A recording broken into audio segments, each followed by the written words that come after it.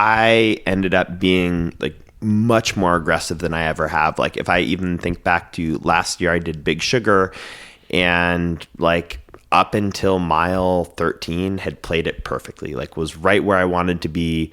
We're in the sweeping left-hand turn going into the road that hits the water crossing. I'm like fifth wheel, come around that corner, and just this gorgeous deep rut of like red mud that had solidified into concrete.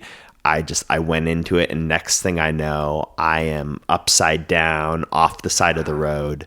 And yeah, like took a little bit to compose myself. And in that time, I go from like, 5th place to, I don't know, 100th place, 150th place as people are streaming by.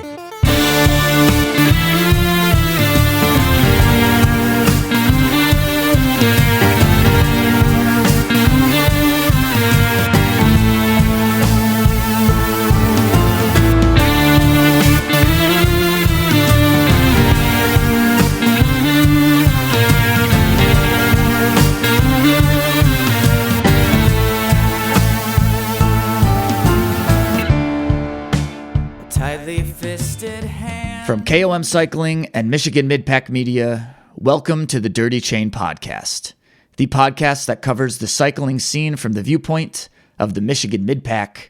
I'm your host, Trevor, and on this episode, Mid-South Gravel. I mean, what else can I say about Mid-South? If you are a fan of gravel cycling, of cycling in the United States, I'm sure your social media feed has been just flooded with stories, with pictures from Mid-South, and there's a pretty good reason this race, this event is incredible. This is my second time that I attended this race, and it did not disappoint. For this episode, you get 2 Connors for the price of 1. Dirty Chain regular Connor Grant is back on this episode, and he also took on Mid-South for the second time and had an incredible race. As well as Connor Kamm, 3T Q&M Michigan rider, a person I've been wanting to have on the podcast for a long time, and this just gave me an excuse to get him on, hear about his Mid-South experience, as well as just get to know a little bit more about what it's like to not only be crushing it at local Michigan races, but mixing it up with some of the top U.S. gravel pros at big races all over the country. Again, there's a good chance that Mid-South coverage might be a bit oversaturated at this point, but I feel like these are 3 cool perspectives of an amazing event. And if you were there, hopefully this just takes you right back to those moments. If you were not there, I hope that this conversation and other conversations and all the photos and videos really give you some motivation to get to this race some point in your life. It was exactly what I needed to start off the season, to get me motivated and inspired for the rest of this year. So let's get right to it. Mid-South Gravel with Connor Kamm and Connor Grant.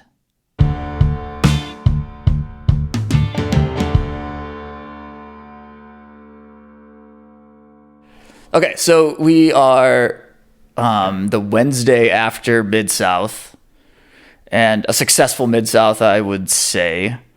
I think there are kind of a couple different ways we could go about this. Could do the traditional race report where we talk about our races. I think that's a little boring. Yeah, I don't know if how many people out there really want to hear about what it was Connor, like to get 111th place in the Mid-South. You kind of forced us to give race reports on the car ride back. Yeah, I did. Maybe to just help the time. Did you write a race report? Oh, yeah. Did you bring that with you to... It's on my phone. Okay. Well, we'll have to. Yeah. So I think we can do a little bit of that. A little bit of Okay. race reporting.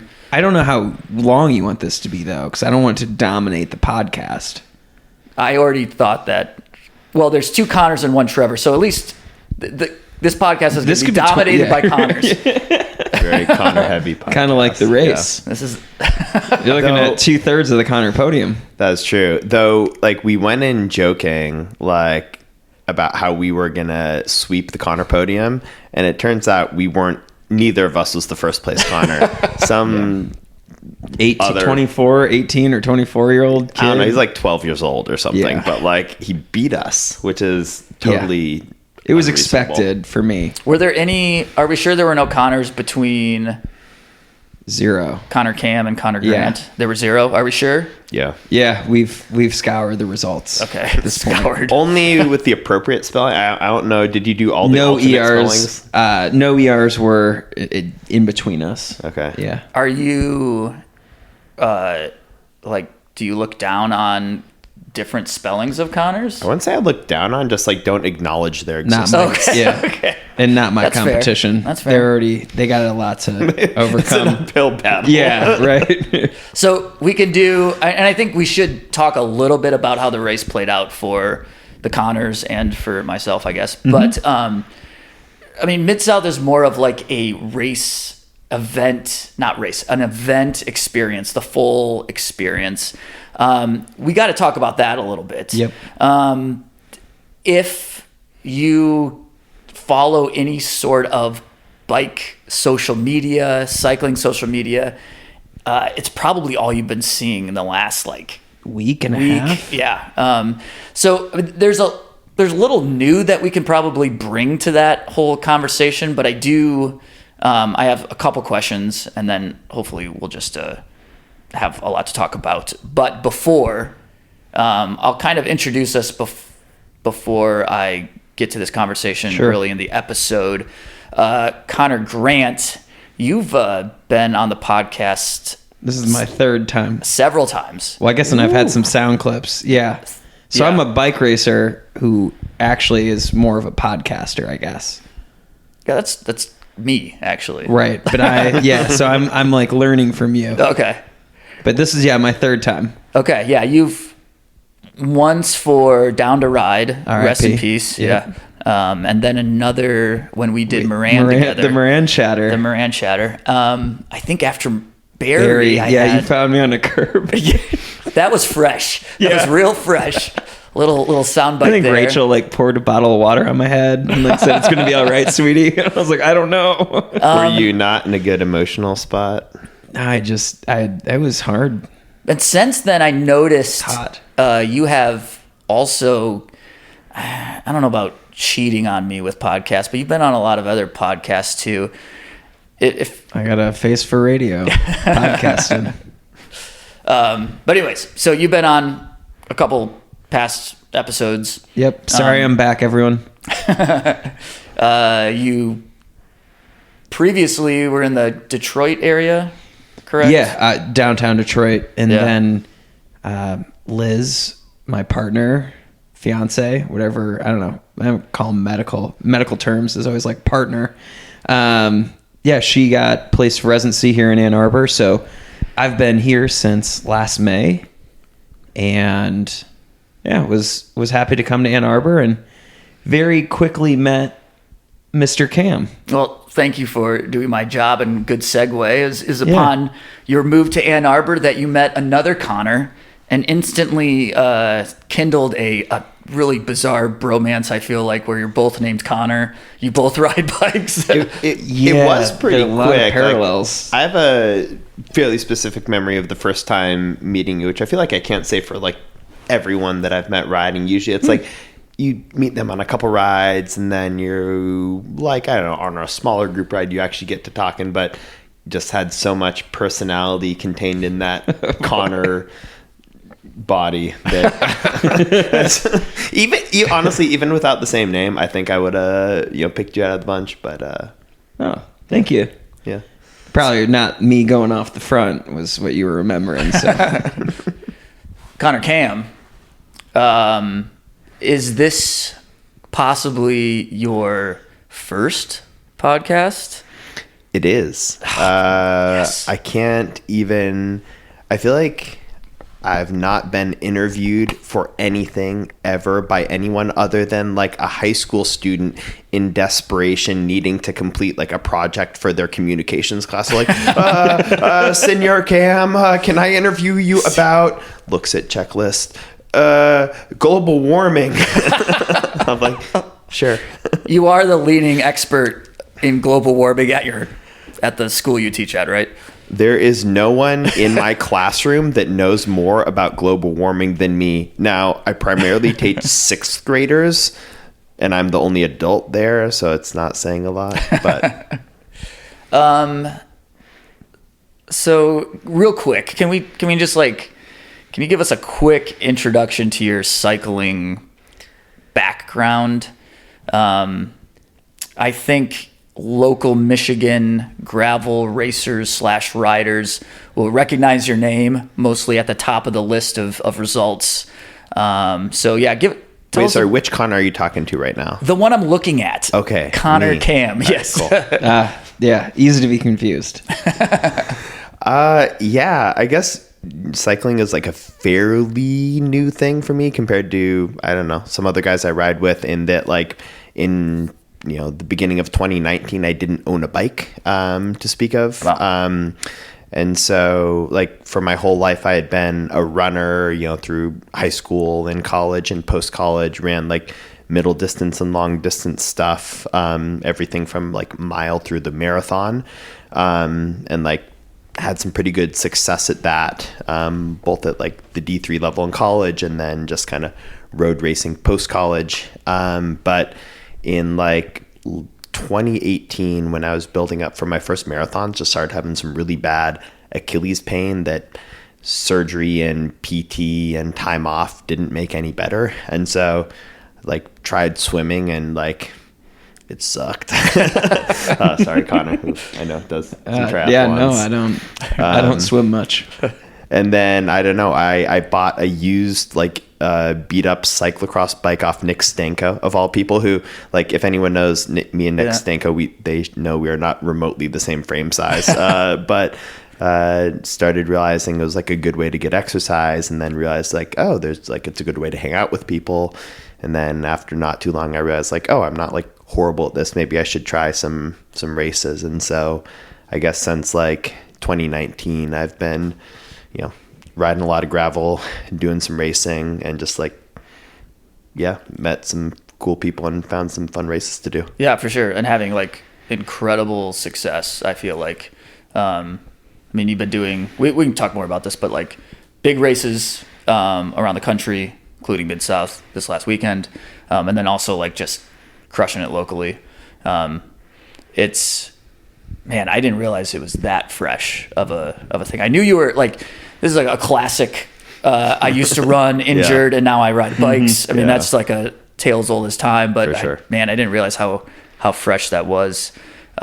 So when we're talking about Mid-South, we have two people in this room that attended it for the second time. Yep. And went back. So Connor Grant, you were there last year. I was there the previous year.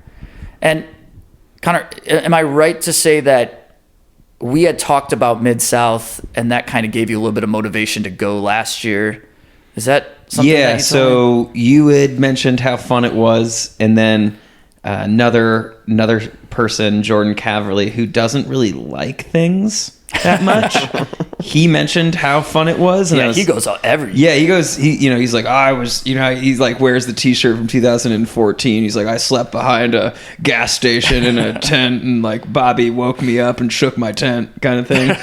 He said it was fun. And so if Jordan Caverly thinks it's fun, I was like, okay, well, this is probably worth checking out. Yeah. I was ready to return. And I think when I went last year, you had some pretty serious FOMO. 100%. Yeah. And so seeing how it was a repeat of a lot of fun that I had experienced 2 years ago, I was like, man, I gotta sign up for. I gotta get back to Oklahoma. Yeah.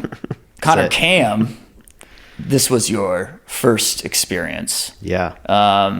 And it sounds like it even like was something that like kind of happened quickly. Yeah, I think it was 10 days before Mid-South. Grant texted me, he was like, yo, Connor, you wanna race Mid-South? And buddy kind of Connor's had an extra entry. It was 7 hours before the transfer deadline. Oh my gosh. Yeah. And I was I was kind of like, I mean, kinda, but in the back of my head, I'm like, oh, well, got to figure out like logistics and hotels and got to figure out like travel. But kind of Connor figured that all out for me / had that already figured out. So I just hopped on the Connor wagon and went down with him. Connor. Did you have like some like preconceived notions about what you were going to get yourself into, or had you seen other people's experiences from years before, or did you just kind of go into it cold, like, well, it's a gravel race, I'm just going to go down and do this gravel race? I'm not sure I'd actually talked to anyone in person that had done it, but I don't think you can be like aware of the general cycling scene in the United States, like the gravel cycling scene in the US, and not know what Mid-South is. And I think that was maybe the first race that ever like on the national scale popped onto my radar when I was first like getting into riding, because I remember like it's February of 2020, and I'm starting to like I'm like less than a year into riding, but I was kind of thinking like, man, this could be cool to do like a big race somewhere, and you hear about like, you know, people do Mid-South, and then the next day everything shuts down. Yeah. And so like for a while, like as I was like getting into cycling and consuming like cycling media, that was like the only race that I had kind of like watched unfold in real time.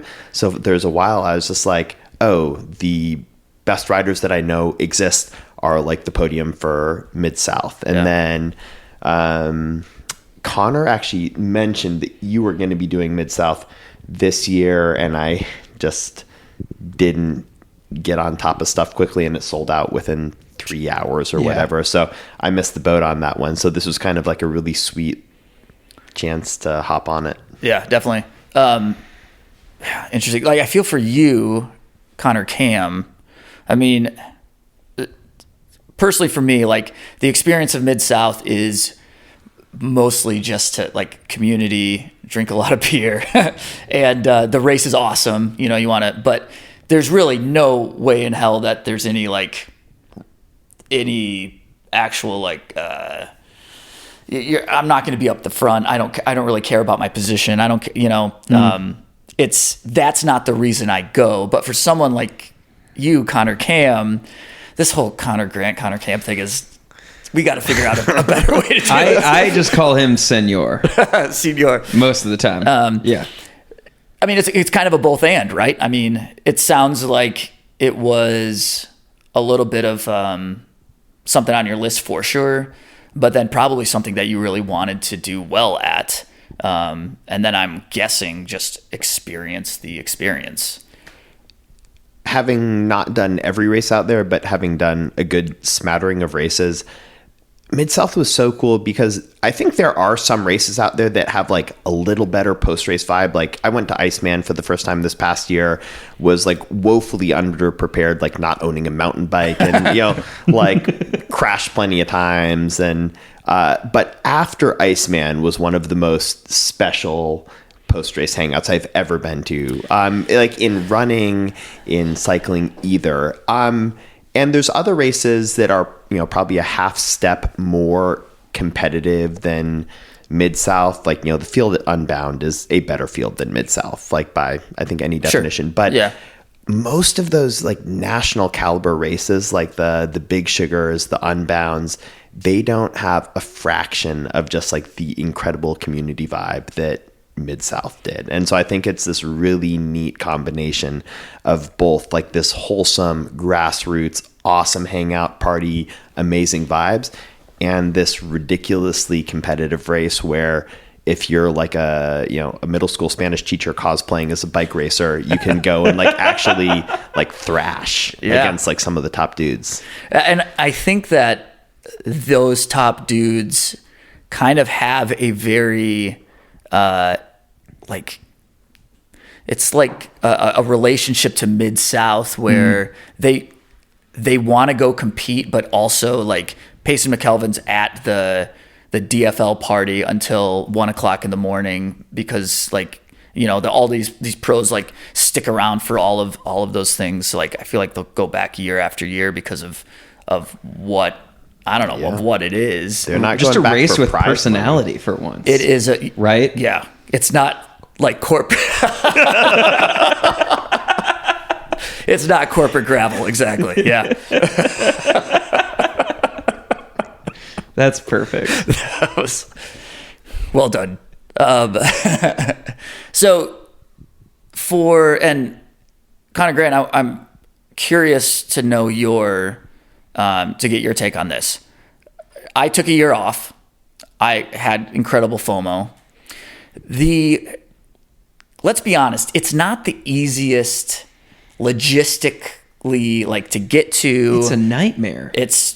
You can either fly, but that would be a pain in the butt. You drive, and for us, it was like 14. It was probably like, 15 hours for you guys or something.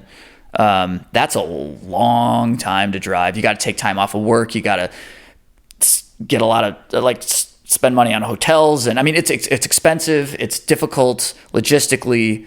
I think I talked myself out of it last year just because, it was fun. My first experience was amazing. I'll never forget it. But then once that rolled around again the next year for signing up, I'm like, but is it worth it? Mm-hmm. And then I didn't sign up, had FOMO, signed up this year, and I still wasn't convinced. I'm in the car driving there and I'm like, man, I don't know if this is really worth the whole hassle. On the other side of it, you experienced that hassle, Connor Grant, for the second time. What do you think, it was worth it or not? I was in a very similar place leading up to it. Yeah. Of just, I was working from the car on Wednesday. Yeah. So because I couldn't take another day off, I needed to get things done, and there's some spotty places. And you were in driving Illinois. Too. That was really not. Yeah, we were driving. Yeah, right. Luckily, other people were driving while I was slacking away. And I found myself trying to talk myself out of it. Yeah. Leading up to it, just this doesn't make sense. And part of it was, just time. We have a puppy. Liz was flying in. Liz had a crazy logistics schedule thing to get down there. And, I'll say, it is interesting going back because then you know what to expect to some extent. Mm-hmm. And that's cool, but it also says you're taking all this time and energy off work and to go to Stillwater, Oklahoma, and everyone's looking at you saying, for what you're paying and what you're getting off work, you could be going down to Mexico City for the weekend to just drink mezcal and have tacos. And then on the flip side, so there are a lot of reasons you're telling yourself not to go, but then you realize there are very few places you go where everyone there really wants to be there. And they've kind of had to put their money where their mouth is and trek down 15 hours, fly to Oklahoma City, rent a car, put their bike together, get accommodations. So I think that's kind of, and that was the theme this year, right? Be present. But I think going back, I think it is a really hard event to keep going back to. I don't know, but I think, there's a lot to like there.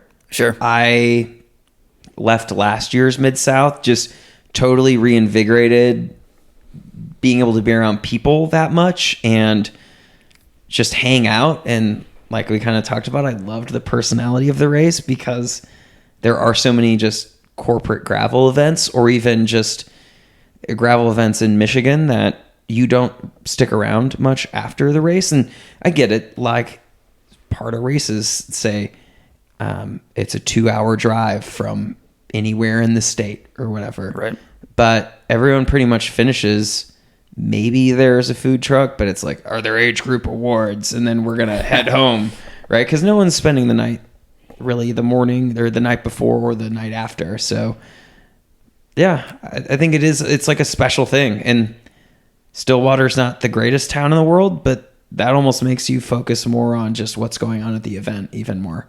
Yeah, for sure. I found myself in a way, like, you know, the first time will always be like Magical. Yeah. And I mean, first time you see Bobby Wintle in person. yeah, I experienced the whole Bobby Wintle thing, and my brother was there racing, and I don't know, it was just like a really cool thing a couple years ago, and I definitely was unsure it was worth all the hassle to get there this year.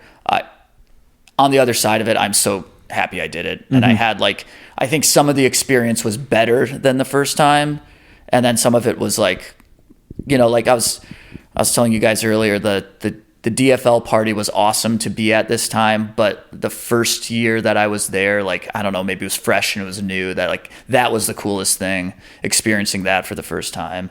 But I will, on this side of the weekend, I do think it was worth it, and I would go again. And I think like this is almost like what you would say to wrap up the whole episode, but that's not what I'm doing right now. But I think to encourage people to check it out, because I think you can scroll through Instagram or Facebook and see all of the pictures of the red clay and people riding and, you know, the downtown Stillwater. But until you experience it, you don't really understand or get to like really know like what it is all about, like what that experience is. Well, I don't know what you feel, but sorry, Connor, I didn't mean to interrupt you, but this is one event where I feel as if the media and the social media that build it up actually make good on its promise, right? Like you go there and it is cool. It is as cool as you see on YouTube or Instagram. Yeah, I would say that. I mean, I think there's a lot of national races and there's a lot of like media outlets or whatever that really put, I don't know, I mean, like an Unbound or something. And not having been to any of those, I guess I don't really know. Well, luckily we have someone who has participated in a fair amount of corporate gravel.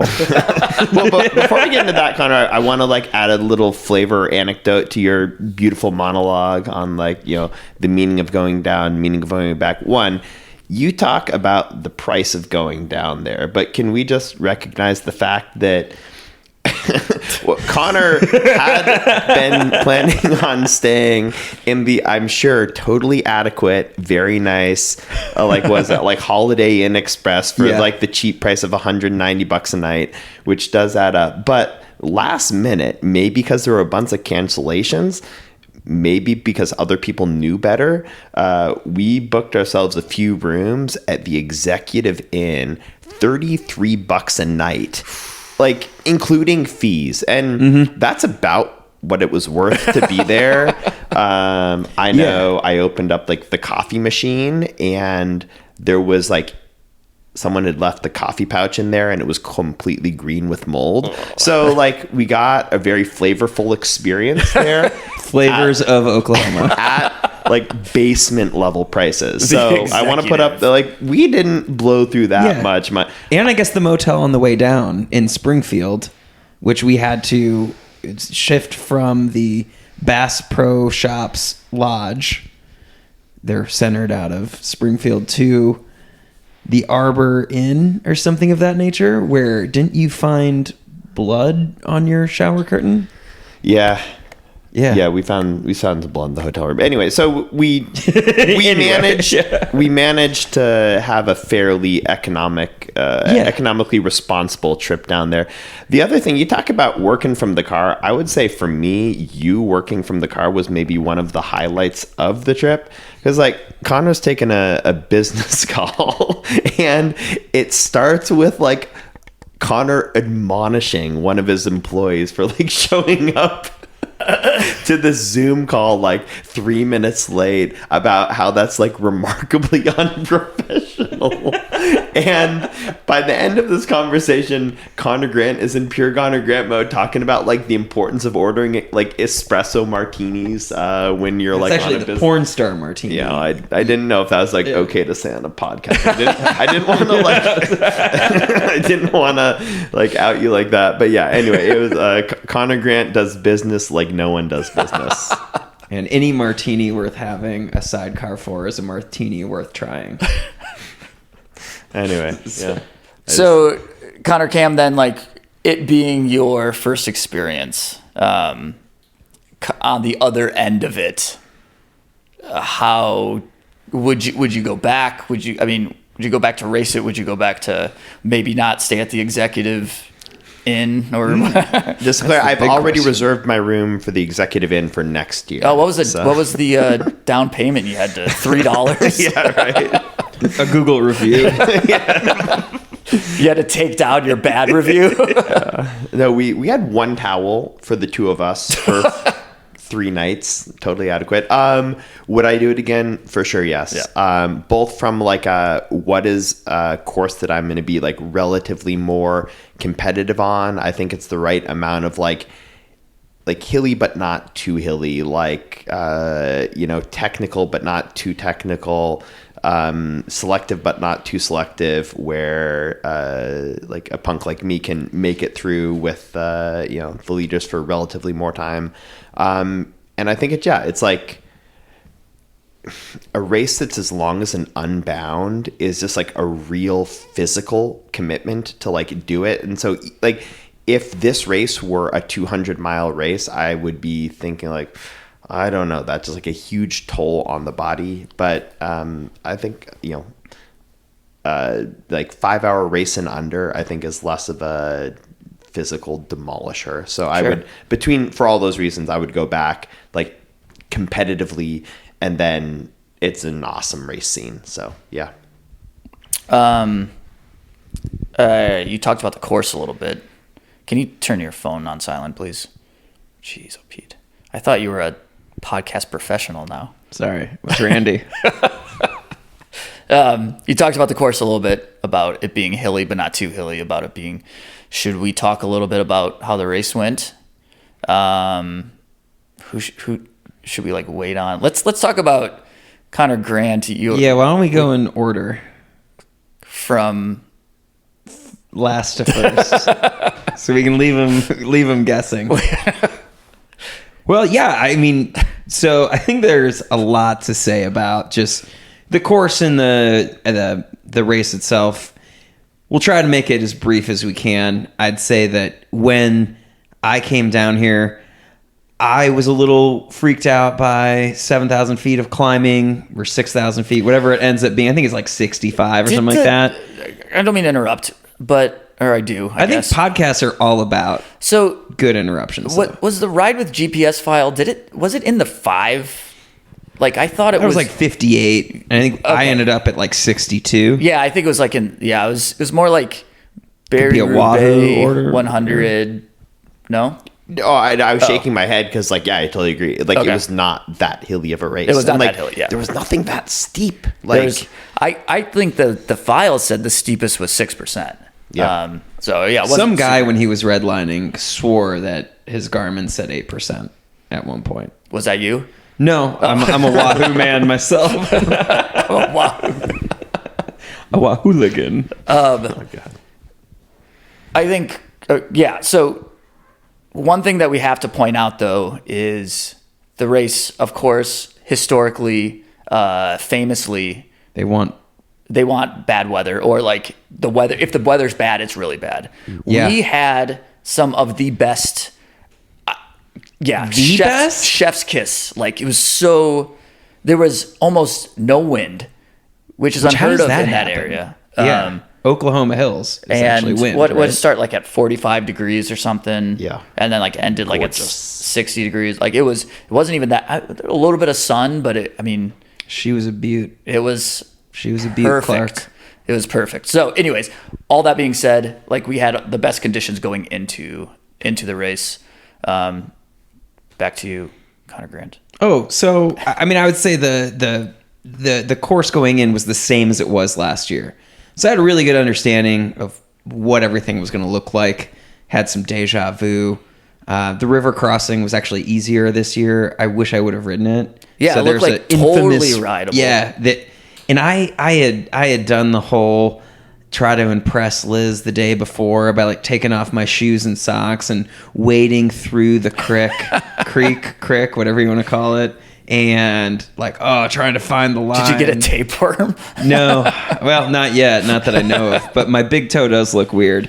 And so I thought I had a pretty good idea of what to expect from the course.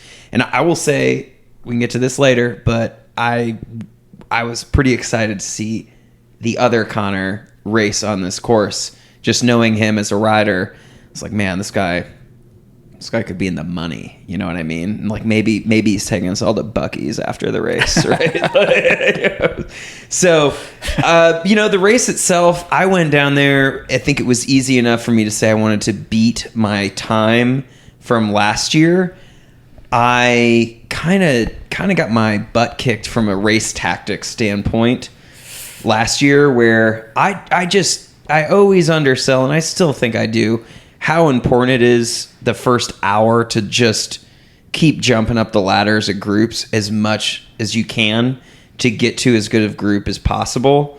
I didn't understand that at all last year. I kind of got being lackadaisical at the start line, and just didn't have a bad day. Spent a lot of time alone. It was very windy last year, and just kind of felt myself saying, I didn't drive all the way down here to be with my own thoughts in Oklahoma. Yeah. Like I could have, if I wanted to ride a solo century, I could have done this back in Michigan. Now, granted, the scenery was better there, but my race, I beat my time by last year. I think last year I did 5:46. I did 5:15 this year. Whoa. Yeah. Which amazingly, if you want to go by placing, was 5 places. I got 111th this year, and I got 116th last year. So either the field got better, or it's just a wild world, and those are the margins we're dealing with. I'd also say I probably could have taken this a bit more seriously. I didn't shave my legs. I thought you were going to say like leading up, like training this winter, all that kind of, no. I moved to Ann Arbor, and all of a sudden you start hanging out with Connor, and he's just, what are you doing? You want to go ride? I got these intervals, but you'd probably be fine sitting on my wheel. Okay. Good race. It's pretty similar to my experience 2 years ago.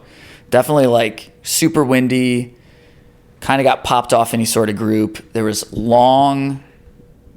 I remember looking down and seeing 50 miles and thinking, and being alone and thinking, man, I got a long time to ride alone into the wind. Yeah. It's lonely. And then you're like, why did I spend all this money to get here, all this time to get here? This year, I think played a little better. Made sure we stuck with a group. We did have a funny start together. Do you want to tell that story? Should I tell it? I feel like I've told it a lot, so maybe it'd be good to hear it from your side. Well, we had a few beers. But we had talked about riding together. Like if it's possible, sometimes that's not possible, but like kind of thought, similar fitness. Let's line up together. Let's try to stick together. And I'm thinking about 2 years ago when I had no one to ride with. I was like, yeah, absolutely. That'd be perfect. And I think we were realistic about it. Like it may not happen. It may happen. It may not make sense. Yep. The start is chaotic. I mean, and I don't, Connor Kamm, like I'm interested to hear about your experience of the start, but the start from where we were, we had a pretty good space in the lineup, like chute. Or so we thought. We were not that far back. And it's a quote unquote neutral rollout, which it was pretty neutral, but still you have like 400 or 500 people coming up on your ass so fast as you're going 15 miles an hour. They're coming up at like 22 miles an hour trying to get some good spacing. We kind of got to the first gravel, which was pretty quick, and there was like a little hill. and we were riding together, and I'm like, Connor, there are so many people in front of us. You were just like, we are so far back. We are so we are far covered back. in dust already. Yeah. It was pretty wild. So I'm not sure we were the most aggressive at the start. Maybe we played it a little too relaxed. Yeah. Then we kind of turned things on a bit. We got to work. And you were working really hard. We kept kind of like taking turns. Finding the line. Yeah. With a few other people too. I think Yeah. like we were kind of like jumping from group to group to group. How long would you say we did this for? Probably about 50 minutes. 5-0? Yeah. Okay. So we were working hard. Yes. There was a point where you had kind of come to the front, and there was a noticeable group in front of us, like pretty far. Right. And we were with. They looked good. We were with a decent group too. That group was good too, and you kind of went to the front and started hammering. It was, yeah. And I knew that you wanted to get to that other group, and you were kind of leaving a gap, and I rolled up to you. I said, Connor, man, we need to chill out. Like we are. You took a look at your bike computer and you said, wow, we got to chill. We have to chill. I just knew that this was too early to be doing this. And it was not like, before I finished that sentence, I looked at the momentum we had and how the distance we had to make up, and I thought, screw it, let's get up to that group. And I said, I don't know if you heard me say this. I didn't hear it. Yeah. So I said, we got to chill out. And then I said, screw it, let's do this. I go to the front, I get in the drops, I shift hard, I give it a little something, I look back, and no one is with me. And then now I had a choice. I felt like I was making some ground on the group ahead. There was a group behind. It was at that moment where I chose the group ahead. And I got to him. Yeah. And I stayed with some. But anyways, yeah. So that was our race together at the beginning. I mean, it was fun while it lasted. Yeah. I mean, no one else was really that talkative in my group. Yeah. And so it would have been fun to ride together. But it happens. Yeah. And, I still found a group eventually. And we talking at the beginning, you said something like, I want to beat my time from last year. And Yeah. I said, I think we could do pretty well. And you were like, if we got 5:15, that I would be like over the moon. And you got 5:15. So, yep. I think we both did like 5:15, I think there definitely, you could look at any race and think, oh, could have done some things differently. Race and learn, and we're all learning, but the result itself, kept it upright, had which fun. is not easy in those big groups. Yeah. Which not everyone did in this room too. Yeah, and I was right behind two really pretty significant crashes in very key spots as well. And the group that I had fallen back into disbanded in both of those sections. So sure. They said KK, see ya. So the one thing that like highlights I feel of my race was the group I was in had some of the top women contending, and I think that was the most. I mean, it was a great group. I was happy to be in it. I did zero work. I just kind of hung out in the back because I wasn't sure how my fitness would be, and I was happy with how it ended, but wasn't sure if I did any work, if that would be a dumb move. So I just kind of got in that group and rode wheels all day. But kind of witnessing this women's race play out, I don't know if they knew that there were 3 women up the road. I feel like maybe they thought there was a podium spot up for grabs, but for the majority of the race, they were just kind of fighting with each other, which was kind of fun to watch. When we got back into Stillwater, we kind of the group kind of decided that they would let the women go and duke it. I mean, they were all like, maybe there's 5 of them together. We kind of just let them go up the road and sprint and finish on their own with no no men in the mix. And then we just kind of rolled in, and I mean, there's a little bit of sprinting at the end with the men, but it was cool to see, like, there's a lot of conversation about should the women have a separate start, should they not, ever be like drafting off of men, and whatever. That's like a whole other conversation. But it was cool to kind of see at the end of that race, just like letting that all play out, and the dudes just sitting back and just letting it go. So it was just kind of a cool thing to witness and be a part of. I don't think I've ever been a part of a race like that with like all these women contenders, and it was kind of a neat thing. I think that's so cool. And something I'll say about the women having their own start or whatever, but Heather Jackson was in our group for a while. Like, she was in mine. Something must have happened, right? But it's like when she got back to our group, like all the men are drafting off her. So it's like, I think there's like a common misconception that like, oh, like the men are just stronger than the women, and the women like sit on men's wheels. But like, no, there are a lot of us men who are just like, yep, we're happy to just accept this draft. So yeah, we'll be here. And I think that was another fun thing about like recognizing some of the riders. I mean, the dudes in my group, I think I recognized like a couple of the people that I was riding with, but some of the top women, it's like, oh, I know this person, like they're pretty big deals in the whole gravel scene. So it was a little bit of like fanboying, fanboying a little bit as I'm riding, but it was just super cool. Did you bring your phone out at all? No, I did like a selfie. No, I did not. Okay, that sounds like a creepy move. No.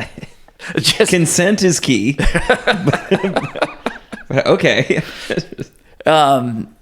So we were kind of playing around in the I don't know, the third or fourth group in the back, like we weren't doing any serious racing, but then there's another Connor in the room that he came to race. And I'm interested. He brought his rice cooker down. Did he really? I really did. Connor was aghast to find out that like sometimes for multiple meals preceding a big race, I will eat white rice. Nothing but white rice? Well, no, there's salt on it sometimes. Oh. and olive oil. This is like I think it's a Lexi Vermeulen. My first big race I ever did was like BWR California. No idea what I'm doing, but we had a bunch of guys on like the 3T Q&M team that like got a house, and while Alexi is doing his own thing in a much more professional way, sure, he's buddies with Al McWilliams, he's sponsored by the Q&M marketing agency, and so he stayed with us at the house. And one thing he was big on is like limiting fiber intake leading up to the race, just for like GI distress, sure, and not maintaining like extra like fluid in the body and stuff. And so I was kind of under the impression that like one should avoid fiber at all costs for like any number of days leading up to a race. So I think there's a point where I went a little overboard and even did it like maybe the 48 hours leading up to a race had nothing but white rice. Oh, wow. And it felt fine, but it also of this race? No, not this is a much more younger puritanical Connor from way back in the day in my illustrious riding career, like 6 months ago. Yeah, something like that. But no, I had rice for breakfast. I had a burrito for lunch, and a smothered underwhelming burrito. Underwhelming. Was this the day before? This is the day before, oh, and then rice for dinner. Was the burrito just a tortilla with rice inside of it? Nah, we're talking like I had like hush puppies and like smothered in sauce and beans, and it wasn't very. He's good. gone out his comfort zone. It wasn't very good. Yeah. But where did you eat? Hatch. Oh, at the brunch place. Yeah, everyone else apparently had a really good brunch. My mom didn't like her brunch that much. It's a little bit of a. Oh, really? No. It's a little bit of like a challenge to maybe find serviceable provisions. Yeah. I mean, it's good like post race food around there. You can get burgers and pizza and whatever, but pre-race you're gonna do a little work, I feel like. Yeah. But anyways, okay, so you're eating You're just cooking white rice. I'm eating a well-balanced diet of white rice and a few other things every now and then. Should you put like an egg on top or something? Or Yes, cooked on the Executive Inn coffee machine. cooked like in the like a hard-boiled egg or something? I guess I all I had was a rice cooker. We didn't have a kitchenette. You gotta work Yeah. with what you got. The Executive. Can't you get hard-boiled eggs at like a gas station? You ever do that? I don't, but I've seen like them. I know some people must buy them. Sounds like a big roll of the dice, to be honest, the day before a race. Gas station eggs. Head down to Texaco and get some eggs. I'm sure like Jonas Vingegaard and the whole like team Jumbo, they're like, oh, beyond the road, let's have some gas station eggs. Yeah. That's the secret. Their team chef just gets it from the gas station. That's what separates the greats from us. Gas station eggs. And you just got to have a stomach like iron. But okay, anyways, so you ate rice, but yeah, talk about your race. Like it was chaotic from where we were. Like you lined up pretty early. I was standing there motionless on the starting line like 55 minutes before the race started, which like I probably could have gotten away with like 50 minutes and still been in a similar position. But I think a number of people, you two notably, had like scared the, sweet loving Jesus out of me about how far back you started, previous years. Yeah. I think we stood for like 45 minutes almost. Like, I mean, it was kind of packed. It was. Yeah. Were you near Lars? Lars and I were right next together. Because we could see Lars, but he's a who tall couldn't? Man, God, that guy's built like a Greek god. Yeah, we were holding each other's bikes as we went for pee breaks during the corral. Because that's the trick. Once you get real teammates, once you get your bikes in there, people will let you in and out as long as you're not trying to get in and out with a bike. Yeah. Then I saw a number of people like try to squeeze in with a bike, and like all the. There were guys in the true spirit of gravel set up with their trainers on the starting line. I saw that. Yeah, I have opinions. We know you do. But We'll go back. I know. We'll go back to the opinion section of the podcast. Anyway, so they're plenty early. End up getting kind of shuffled back 3 or 4 rows, just as kind of the true pros that had done a legitimate warm up and then just kind of, wiggled their way onto the start line. Did that, but it was I think at this point I've done just enough of these big races to kind of expect what a chaotic scene those first like 10, 15 miles are going to be until some pack establishes itself. Like I've definitely been bit pretty bad not expecting that, because like if you show up to these gravel races on like small Michigan gravel races, we're talking like a Waterloo Grit and Gravel and like I don't know, an Uncle John's Dirty race. There's plenty of road. There's not like a ton of people that are going to be racing at the front of the pack, maybe like 10, 30 guys or something like that, and 30 women that are going to be like looking to be in the front of that pack. But at a race like this or Unbound, there's like 200 people that want to be there, right? And so you just get in the position where like if you are not actively like moving up on the side, you are just getting in this washing machine that's like tumbling you backwards. Yeah, exactly. And this is a good point. I think you're either actively moving up or you're moving back. There's no neutral. There's no neutral. And I think at the very beginning, Connor Grant and I were a little too neutral, and we just got smothered with we should have filled in the cracks, if you will. So I ended up being like much more aggressive than I ever have. Like if I even think back to last year, I did Big Sugar, and it's a little less chaotic because it's not a mass start. There's like an elite wave that's self-selected. Anyone can do it. But it was maybe 150 people.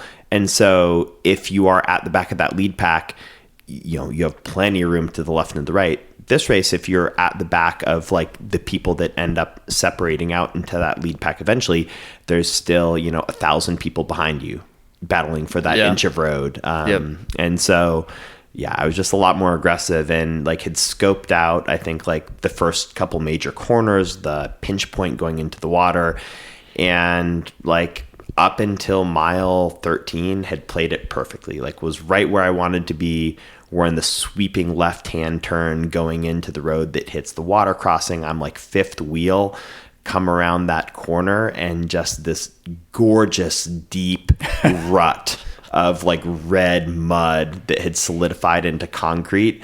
I went into it, and next thing I know, I am upside down off the side of the road. And yeah, like took a little bit to compose myself. And in that time, I go from like, you know, 5th place to, I don't know, 100th place, 150th place as people are streaming by.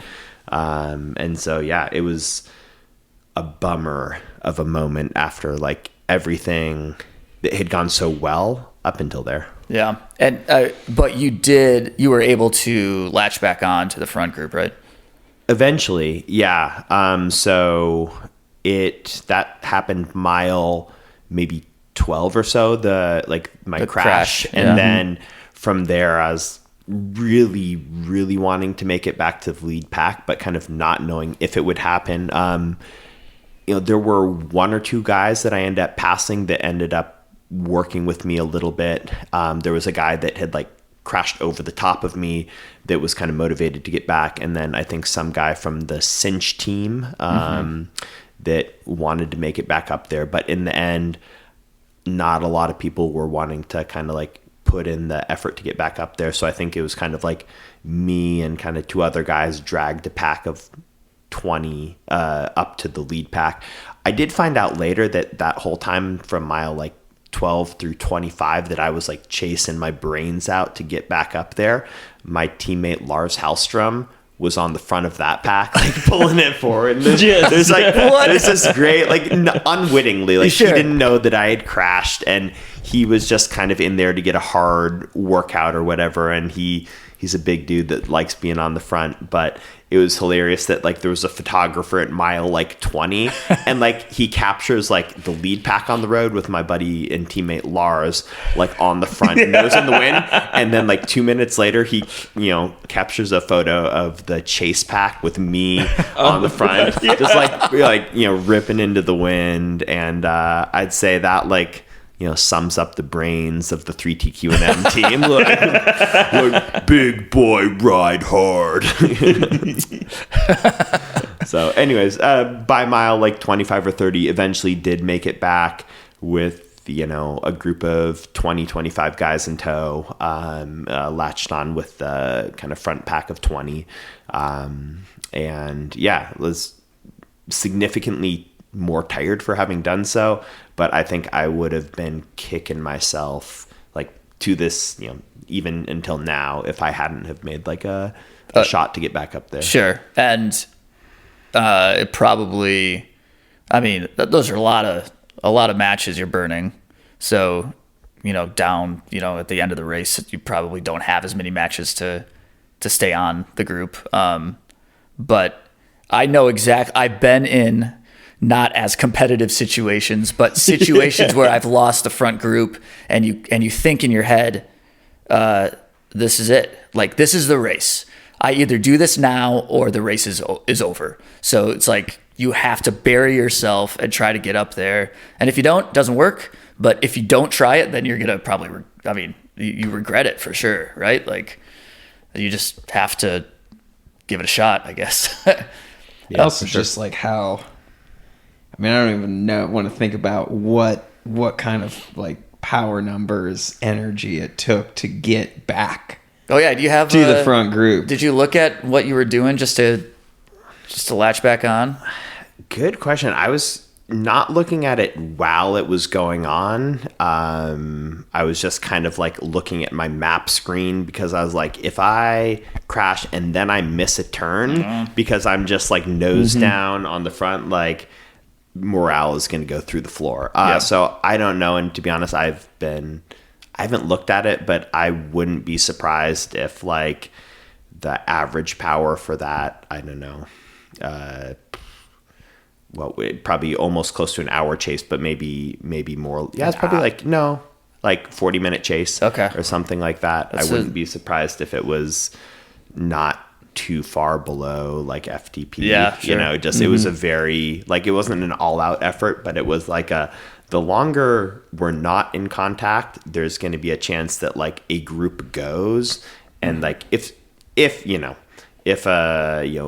McKelvin, a John Borselman, like that quality of rider, if one of them really wants to go, we're never seeing the front. So the only chance is that like the group is just kind of chilling and taking it easy, and the more miles go on, the less chance that's going to happen. So two things. When I finished, Rachel, who was at mile 50 to swap bottles with me. So when I finished, she's like, yeah, Connor came in like second place through mile 50.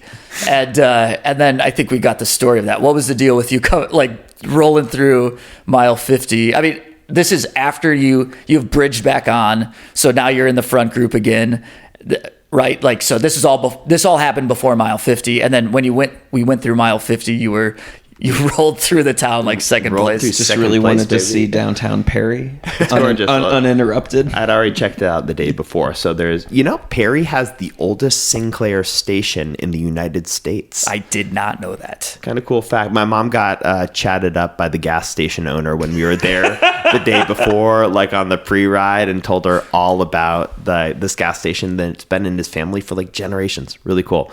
Anyway, I did come in mile 50, second place overall, with a time gap, with like a 20-second time gap on the people behind me, because when I took my crash, like my handlebars were probably twisted at like a 45-degree angle. I like yanked them back kind of into position, but I had been, riding from mile 13 through mile like 47 with like really skewed handlebars. And like, both it was annoying, but also I was like, man, if we get to any more technical portions and I'm like kind of looking cross-eyed and I have twisted handlebars, that's a recipe for disaster. So I was like hoping to adjust them some point, but I was like, I've like bridged enough. I do not want to be chasing again. So like mile 47, we have the aid station coming up. I kind of like roll up towards the front of the lead pack. I was like, hey guys, my handlebars are a little twisted. Do you mind if I just like ride up the road a little bit so I can straighten them out? And no one said anything, because like who says that during a race? But I don't know. Hey guys, my name's Connor. I don't know what to do. Dylan Johnson trying to get a video of this for like some more aero gains or something, like a new video. Yeah. But yeah, I just kind of like rolled off the front, like not hard, but no one me not being anyone, no one chased me. And then the cinch guy like attacked up. He's like, yo, let's go, man. Let's like, pretty sure it's like, Tom Danielson, right? Yeah, that sounds right. Tom Danielson. And like, no, that makes him sound like he was being like rude or something. Like he was very friendly. He had helped with the chase.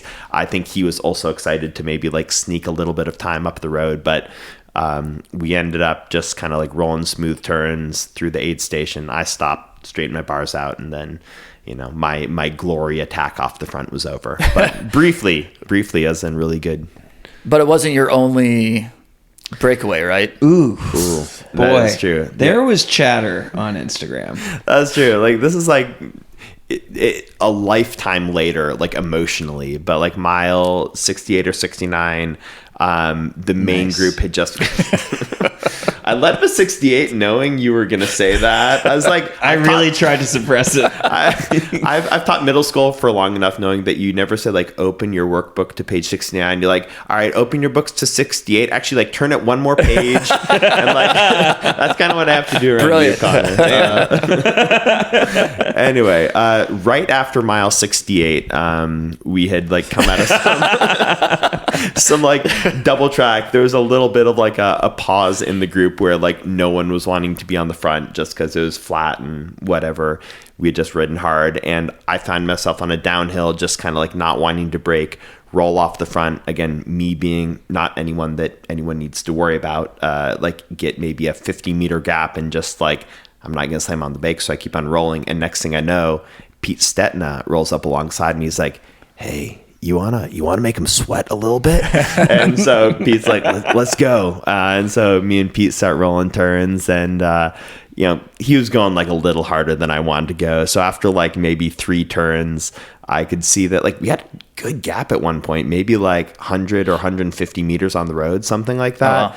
But I was like, this isn't sustainable. There are some big, fast boys back there, and if I keep doing this, things are going to go bad. So I was like, all right, yeah, Pete, I'm just like I'm just a normal guy. You go it. You got it, man. But he also recognized the writing on the wall, and we faded back into the group. But It sounds like, though, even like when he comes up and says you want to make him sweat a little bit, he's not planning on like a full breakaway.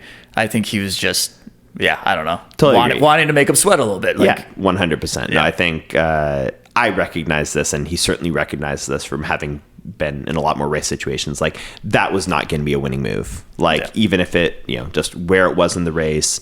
But it's fun to be up there, right? Wasn't there an iconic line you delivered to Pete? Oh, yeah. I think when he came up alongside me, I was like, iconic. I don't know. I'm just I'm a simple old middle school teacher, but I'll give it my best shot. Thank you. Always want to undersell and over deliver. That's great. So all in all, like how did the end of the race go for you? I mean, you finished up there. It was 19th. Packed. It was 19th, really? Yeah, finished 19th, which is good. For some reason I thought it was, That's firmly top 20. That is. Finished top 20, and like, as I look at like the names of the people in front of me, I'm like, whoa, I recognize a lot of these names. A lot of them have like the double arrows next to their names on, Strava. Like, there's some very fast, accomplished people up here. And it was like kind of one of the first times I was like, this is cool to be in this like group of riders. I mean, you beat a lot of people who get pretty much paid to do that. Yeah, for sure. You were humble middle school You've teacher. done a very humble middle school teacher. But you've done like BWR, San Diego, Unbound. How would you say this ranks with you, like the finishes of some of those bigger races that you've done? It's a little hard to say. I think you can make an argument that like I finished around like low 20s, I think, at Steamboat Gravel a year and a half ago, and like maybe objectively that was like a similar placing performance.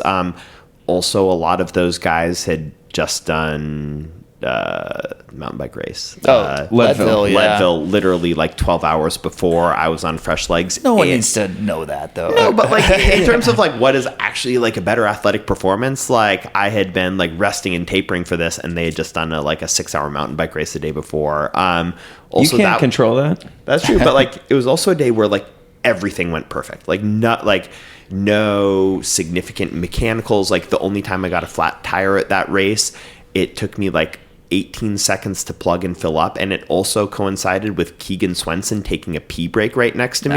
And so then rather than me having to chase back on, I just get on Keegan's beautiful tail and follow his mullet back to the main pack. This race, on the other hand, there were definitely things that didn't go great, having a crash, a big chase, had a couple other chases at points just kind of getting on the wrong side of a split, and still ended up pretty high up there. So I think there's a good argument. This is kind of my best race I've had. Sure. And each race is going to be different, and you're going to have different obstacles, but it is how you ride through those obstacles. Mm-hmm. I mean, it's you're not going to have a perfect race. It's not going to be, you're either going to have a shitty start like we did, or So it stopped us from getting top 20. I think so. Solid 20. What'd you say? Top 20. Top 20. But, you could have given up after the crash, not chased back. You could have got 3/4 of the way through it and just been I feel like that my job's done. I'm just going to cruise. But yeah, I mean, it seems pretty, super impressive, especially with the field. And I think, Connor Grant, you were saying you were around the same finish. Place. But like I swear there's way more people this year. I mean, I think it was at least a couple hundred more people than last year. Yeah, it felt significant. I mean, there are over 2,000 people doing this. So yeah. One thing I wanted to bring up, and something that I was on my mind the entire time, is like when you are riding in these big groups, that in a single second everything can change. And I think it's because every single race, every time we get on a bicycle, that's true, right? Like whether you're riding by yourself or in a group. But there's something about the first big race of the season that like it's just amplified so much more, and everyone is like so amped up to be there. They're jockeying for position. There's crashes everywhere, and I don't know. It did not leave my mind the entire time that like someone's gonna crash in front of me. I gotta be so attentive, whether it's at the people I'm riding behind or the terrain that I'm riding on. And you just kind of have to keep looking at each of those things and not spending too much time watching one of those things, because then you're going to hit a rut, or watching the ground because then you'll run into the back of someone. So I don't know. There were so many crashes in the group that I was in. Connor Grant, like two crashes, like, a few crashes. Like it's crazy. And I mean, and Connor Kamm, your race was not unscathed. Like you experienced that firsthand. I mean, it is a thing where you kind of roll the dice when you do these kind of races, for sure. So like getting any sort of like getting to the finish line and being okay, healthy, I think that was my main goal, is like I just want to get to the finish line, want to have a good race and stay upright. Or at least like if something happens, not Mr. I'm gonna stay upright. Well, I'm so not gonna have a cool video of me crashing. But it's wild. Sorry, there's Connor mentioned like a video of me crashing. There were like in the last couple days, probably like 4 or 5 people that have like messaged me a video that like I think some Drew Dillman. Anyway. Dazzle, I think, is what he goes by. Dazzle? Okay. Dazzle Dillman. Dizzle, yeah. No Dazzle. But he had like a GoPro going. Like the whole time almost. Like that was like a really long... It wasn't the whole time, but it was... Yeah, this was like an unedited... 8 minutes and 20 seconds in. But what I thought was like hilarious about it was that the first time someone sent it to me, I thought they had just watched through the whole video and happened to stumble on like the 2-second clip where my like tires are up in the air. And I was like, whoa, that's wild that like you noticed that was me, because like it happened so quickly and then I'm off in the dirt, only to find out that it's not, that Connor and these other people had screenshotted that moment. It's this guy like Dillman had used that as like the cover photo, his actual thumbnail, the thumbnail for the video. I was like, I think you get more hits if chaos means hits. Yeah, exactly. So I was the chaos. You were the chaos. You always are, though. Well, so here, Trevor, I like what you had to say, and I kind of agree, right? Like, the first race of the year, there being some dust, a heightened sense of like, man, I just want to finish this. I don't want to crash. Mm-hmm. Also, like setting your season off in a good way. Sure. And then also, I paid all this money to be down here, and I kind of would really like to not be in the hospital. Right. Or like I paid to ride 100 miles. I'd really like to make it at least into like the late 90s, right? Like whatever. And so I very much, I feel that too. But Connor, I'm curious about you, because we're at slightly different places in the peloton, right? Where,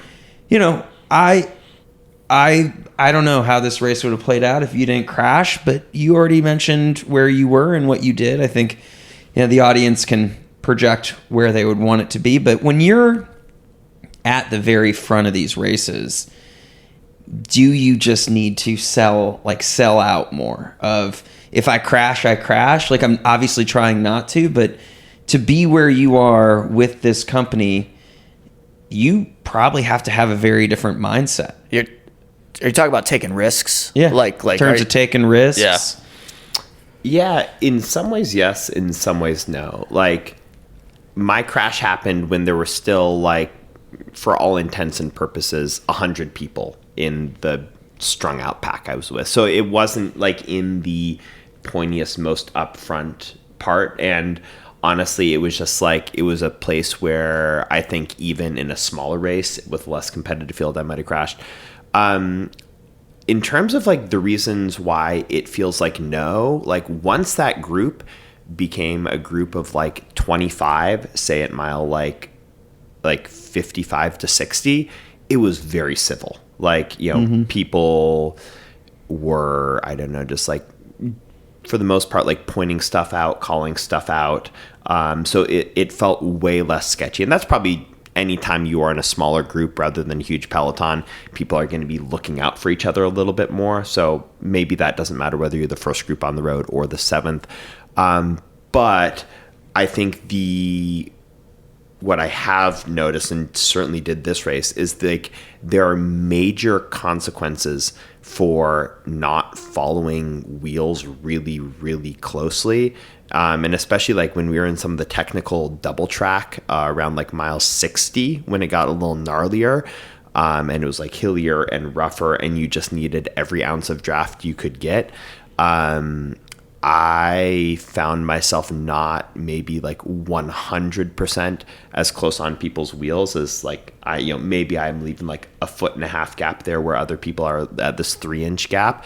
And, I'd like definitely paid for it. And I don't know to what extent that's like me not willing to take reasonable risks, like me knowing my level of like bike handling proficiency and riding logically, or like me needing to like take that little extra risk to go up to the next level. But do you mean like you paid for it because you lost places, you lost, like you got you're taking paid for wind it, or like because you're dangling like too much, and there's the constant paying for it. If like, you know, if you're 1.5 foot off, your draft is like, you know, 10% less good or whatever. So there's that like small thing, but also I can think of like 3 or 4 times where like I was like on a teeny gap and then we go around like a corner and then that I gap lose is like boom. another, you know, 15 feet. And then I have like a half-mile chase on my hands, which like a half-mile chase, that's a lot less bad than a like 14-mile chase like I had earlier, but it's a lot worse than no chase. That's interesting. I feel like though you could say that staying too close on a wheel, you're going to pay for it as well. So like either way, you got to be willing to pay for it somehow.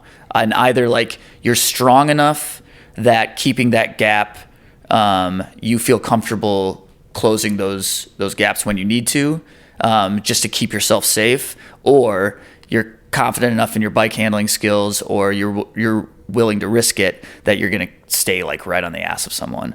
I feel like you might pay for it one way or the other. I know that that's a good point. I've listened to Ian Boswell talk about this exact thing, and granted, he is incredibly strong, but his take is he doesn't like to stay right on someone's wheel. He thinks like the draft benefit, you still get a draft benefit if you're a little bit off, and so he thinks there's more risk being right on someone's wheel than this is what I remember from maybe a podcast or something that I've listened to.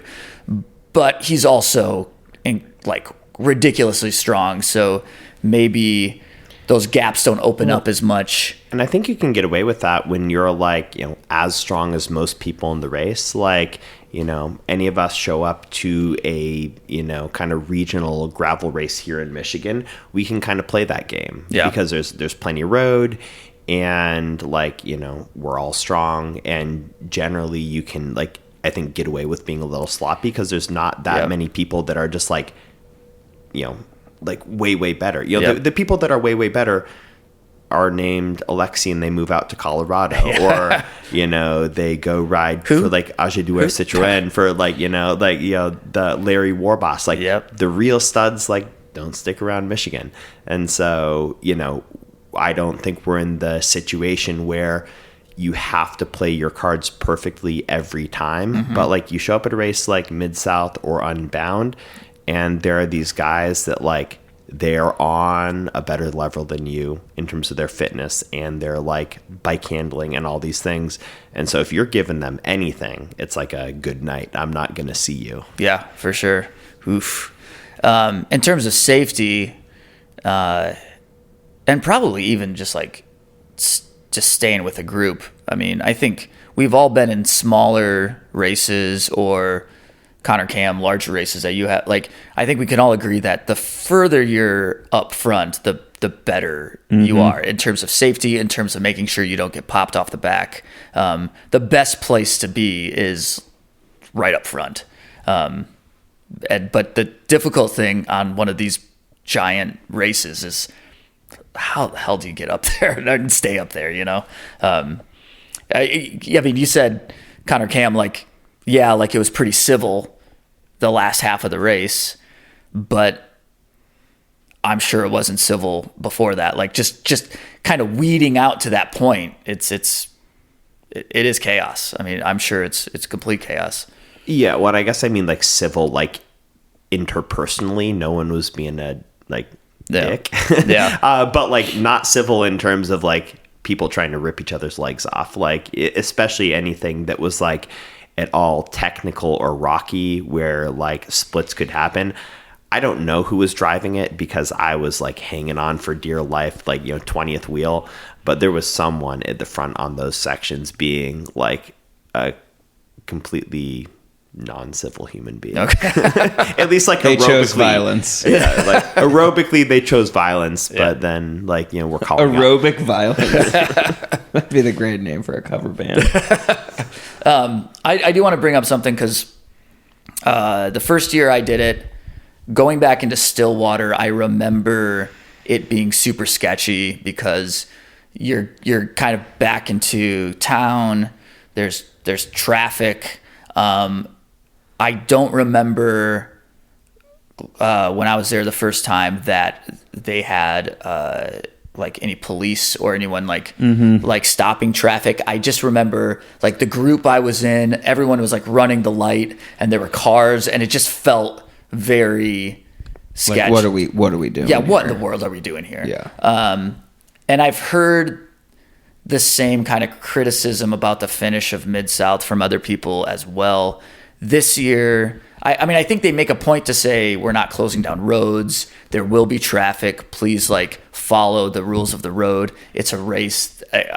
People don't do that. People are dumb at the end. But what I noticed this year was, at least when I rode through, there were police.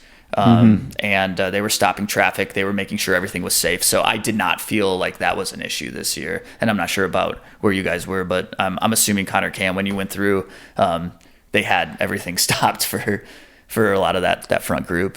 Yeah, for sure. And I mean, like I got popped off at like mile 68 or mile 86, I think. So like I was not with the lead group when we got into town. I'd been separated a little bit, but it felt safe. Yeah, it felt good.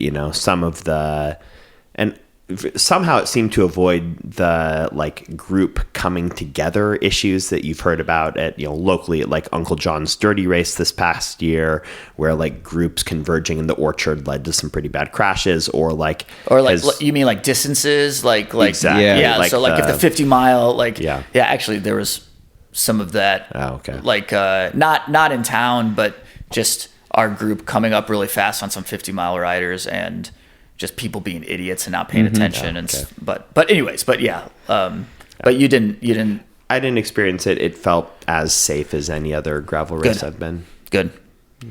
What we would define as in town, I guess, is maybe in town it was fine, but after we headed, so at mile 88 is the single track. So we had this cool guy who, it's funny, he was talking a pretty big game of like, I've become really good at politely asking people to move out of my way thanks to cyclocross. So if it's all right with the group, I would like to go first in the single track and I'll clear the way. And he did a great job.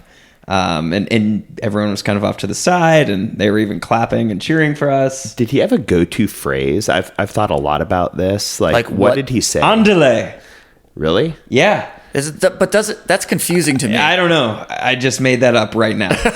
I don't know what he said because I was like third wheel. Okay. So I think he's just like, he yells often and is then very polite when he goes by them. But there were actually 2 moments going into town that were pretty scary for us. Oh, really?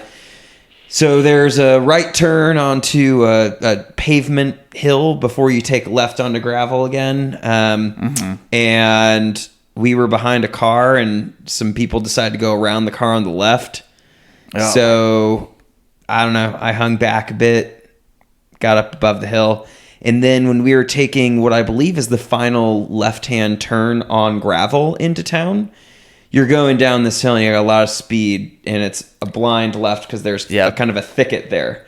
And our group cut inside line's the best line. And so there was a pickup truck coming and met our group at the exact point. Mm-hmm. I know the road isn't closed, I guess, but it just seems like that was pretty scary. No one went down, luckily.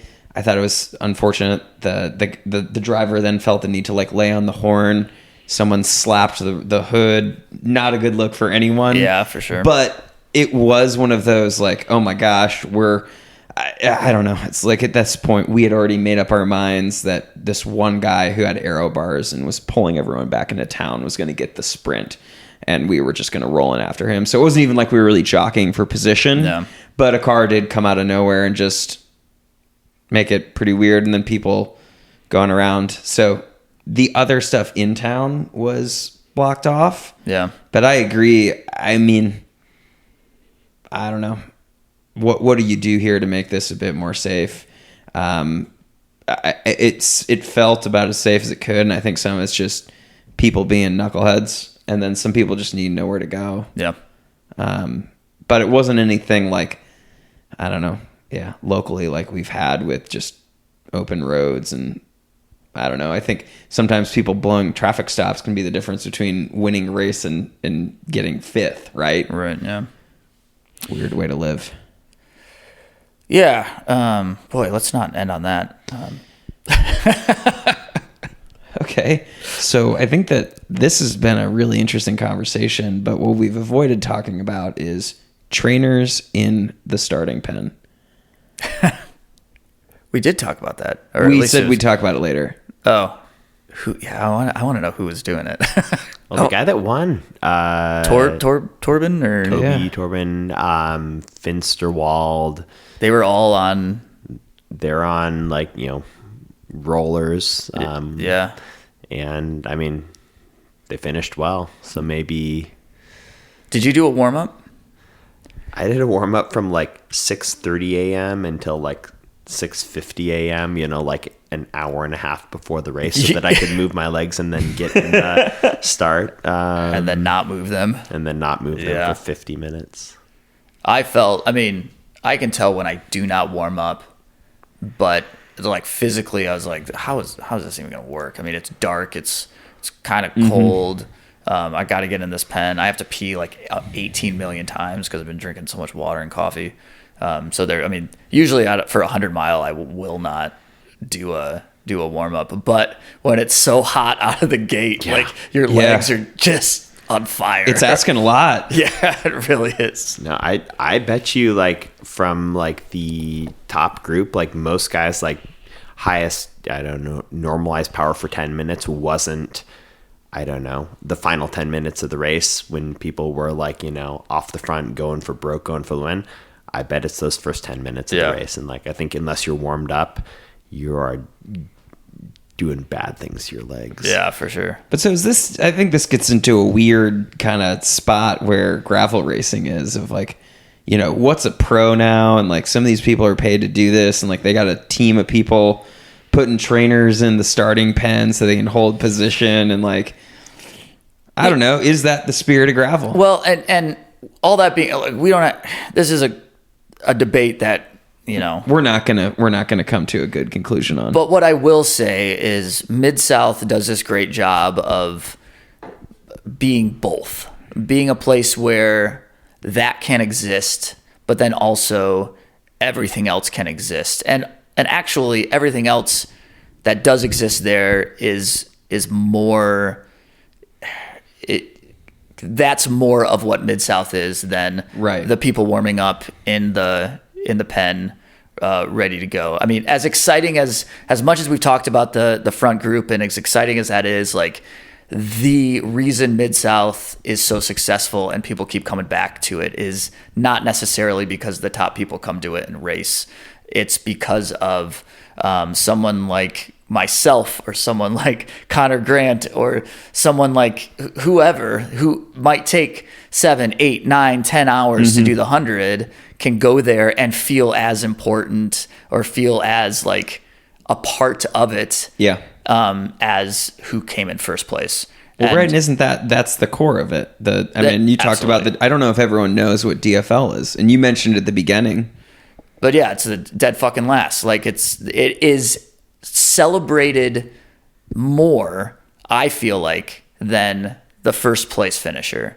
And so it's a thing where the trophy has to be cooler too. The trophy certainly is cool. Is there a trophy for first place? I don't know. Yeah. I guess that tells you everything you need to know, right? So like the trophy for the last person is like, it's a longhorn, like, skull or an ox, or I mean, this thing is like 6 feet long. It would be a centerpiece of any house. Yeah, if you had a fireplace, that maybe even a vegetarian, that would go on the hearth or something. Yeah.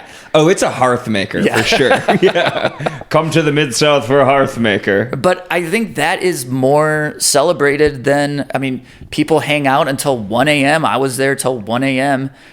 Waiting for the last person to come through, and that is what the race is. And I mean, if you know about Mid-South, you know about Bobby Wintle and the hugs and giving individual attention to everyone that finishes. And I think that's why people keep coming back. And I think that is what is just like, is what stays with you about the race. I guess for me, that's leaving it. It's not about, I'm glad I did well. I'm glad I had a good race. Connor Kamm, I'm glad you had a good race. But like, just to be there and see it, I think it is like as close to the spirit of gravel, quote unquote. Who knows if that still exists, but if it does exist, it exists at Mid-South. Stillwater has this. That's the keeper of the spirit. Yeah, and I think it's almost, for every one person on a trainer warming up, there are 30 people racing in jorts. Yeah. And that's the ratio that'll keep it alive, right? And you know, I do think, like, we did talk a lot about the race and positions and kind of like some pretty interesting stuff in that sense, but ultimately, like, what you're going to remember is, I don't know, did you tackle a personal challenge? So did you know, like Liz talks about the fact that she didn't get off her bike in the single track. Right. And like, that's awesome. Right. Yeah. And I think they're like these little micro moments in the race. You're not going to remember your place. You're going to really remember your time. You're going to remember these personal victories within the race that you recognize are important. And you remember an awesome time over the course of the weekend. And yeah, I've even started thinking less about the race, and I know it's just Wednesday night and we got home late Sunday, but I've just been thinking, like, man, I had a blast on Saturday after the race. Yeah. Oh yeah. You know, like, just hanging out with my buds, like, for sure. Just, I mean, those are the things that are going to stick with you forever. Like the camaraderie, and also like the black mold from the executive inn that's now growing in my lungs. Yeah. It's going to be with us forever. Maybe we'll be able to keep up with you. That keeps growing. So to wrap up, I have a favorite moment. And I think we should keep it brief. Yeah. Because we've been, but yeah, is there, of the whole weekend, is there something memorable for each of you that is your favorite? I'll go first, just so you guys can think a little bit more. It can't be Buc-ee's, right? It cannot be. It has to be in Stillwater. That was also not my favorite, but just... my favorite was the brass band sending us off, and like like marching through. So like we were all shoved into the pen like sardines, waiting for the beginning of the race.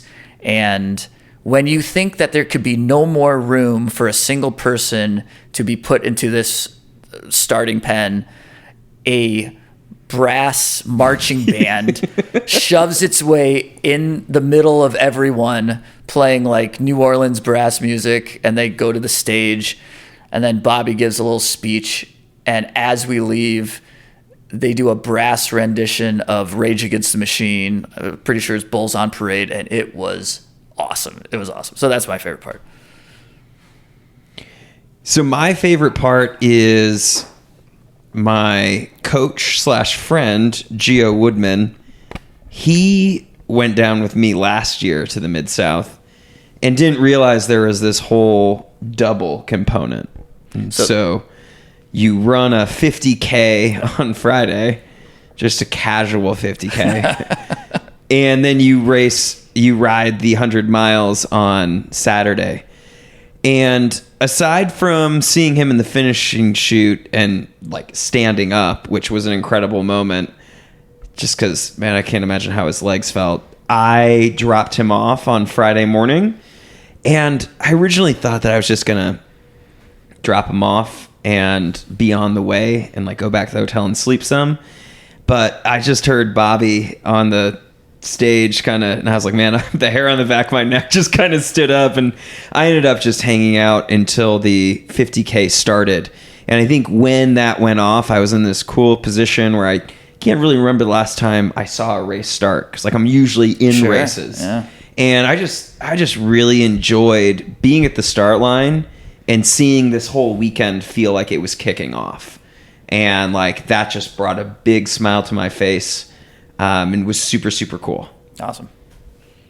Coolest moment for me was that while I decided to do this race last minute, my mom, even more last minute, decided to fly in from Utah to like hang out and support and crew the race for me. So got to spend the weekend, in addition to hanging out with my road trip buddies Connor and Gio. Also got to spend the weekend with my mom. And Saturday evening, after the race, after hours and hours at the brewery of having pictures, we bop into some bar and get in a silly like photo booth thing. And like and you were there too, Trevor. Yeah, like, Trevor's there, Liz, and your just mom. Like me, my mom, my buddies, just like in this moment, you're like out of time, floating above the world, just having this beautiful, like cool celebratory moment. So that was it for me. Yeah, perfect. Awesome.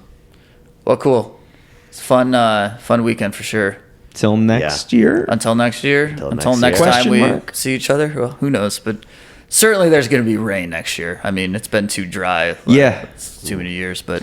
Yeah, Connor, you're talking about not doing it if it rained this year. So that's. I don't have the financial means to replace it with the money you saved from staying at the executive. That's like multiple jockey wheels, dude. Yeah, that is. And That's a bottom bracket, dude. That could be a chain ring too. Yeah. I wonder if they'll sponsor me after this podcast. They probably will. Yeah. So if you're ever in Stillwater and need a place to crash, the Executive Inn, it's not bad. That's. Just get your coffee at the local coffee shop. Yeah. Yeah. Okay, that's a great place to end it. All right. Thanks, guys. See ya. The Dirty Chain Podcast is a Michigan Midpack Media production in partnership with KOM Cycling, the source for your bike accessories and necessities. Connect with us on Instagram and Facebook at Dirty Chain Podcast. If you are enjoying the podcast, please leave us a rating and review on whatever platform you use to listen. Audio editing and original music by myself, Trevor Gibney. A huge thank you to Connor Kamm and Connor Grant for joining me on this episode, and thank you all for listening to the Dirty Chain Podcast. And as always, keep your chain clean, but get your chain dirty. We will see you in the Midpack.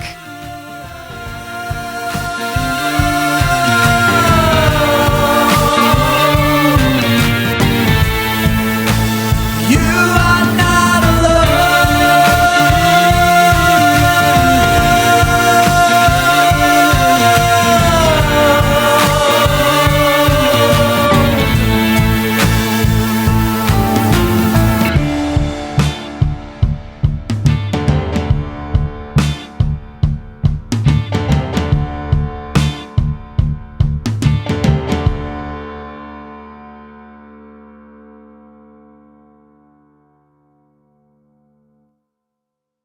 I like realized pretty quickly that like the Thumbnail. picture that came, oh, you just stole my story, Connor.